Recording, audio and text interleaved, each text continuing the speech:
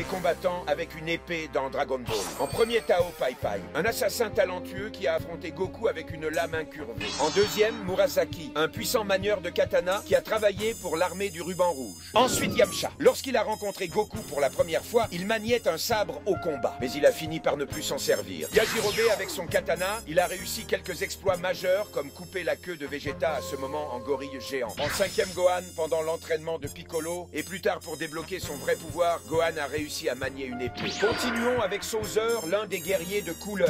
Il se battait à l'aide d'une lame créée à partir de son ki. On peut considérer cela comme une épée. Tapion, seulement vu dans l'OAV Dragon Ball Z, l'attaque du dragon, il maniait son épée comme un héros légendaire. Trunks du futur, l'un des combattants à l'épée les plus compétents de Dragon Ball. Il a découpé Freezer en morceaux en quelques secondes. Goku, l'un des guerriers de Bojack. Il maniait une épée très fine et très longue dans l'OAV Les Mercenaires de l'espace. Dabra, le puissant démon, est le serviteur le plus important de Babidi. Il maniait une épée très dangereuse, alimentée par la magie noire. N'oublions pas Janemba, ce démon terrifiant. Il maniait une épée maléfique qui pouvait traverser les dimensions dans le film Fusion. Pour toi qui es le meilleur combattant à l'épée dans la saga, dis-le nous en commentaire et abonne-toi.